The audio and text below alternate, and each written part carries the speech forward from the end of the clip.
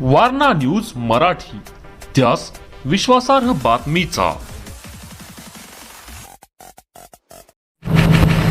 बोरुडे तालुका पन्हाळा या गावचे पोलीस पाटील भरत शंकर सूर्यवंशी यांनी या गावातील तक्रारदार हे दारूचा चोरून व्यवसाय करतात म्हणून तुझ्या या अनुषंगानं कोडोली पोलीस ठाणे येथे एक तक्रार अर्ज दाखल आहे आणि या तक्रार अर्जामधून तुला सोडवायचं असेल आणि जो काही तू दारूचा धंदा चोरून करतोस हा यापुढेही चालू ठेवायचा असेल तर तुला 5,000 रुपये लाच द्यावी लागेल पोलीस स्टेशनमध्ये असं सांगून तक्रारदाराकडे लाचेची मागणी केली होती।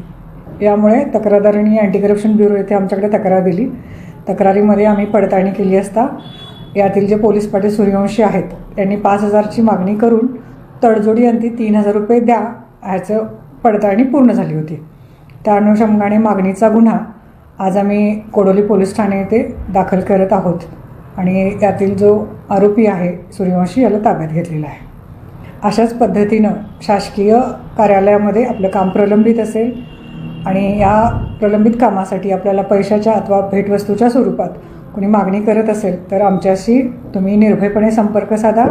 आमच्याशी संपर्क साधण्यासाठी आमचा कार्यालयाचा क्रमांक आहे 0231 2 540 989 आणि माझ्या वैयक्तिक क्रमांकावर आपण संपर्क साधू शकता।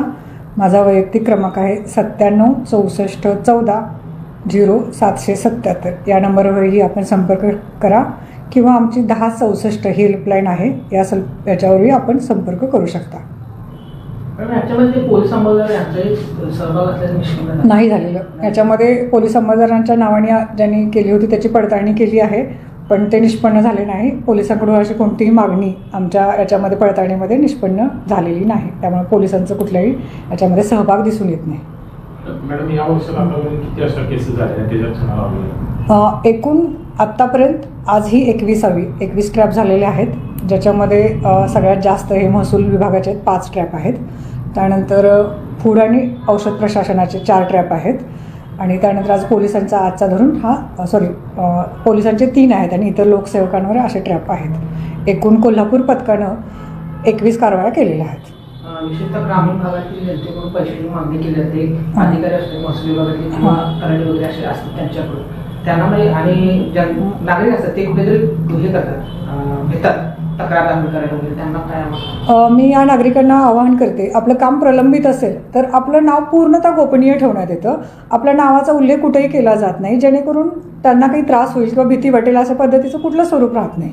आम्ही त्यांचं नाव गोपनीय ठेवतो, त्याचप्रमाणे जे आपलं प्रलंबित काम आहे ते सुद्धा काम आम्ही करून देतो, त्यामुळे त्यांनी निर्भयपणे आमच्याशी संपर्क साधावा।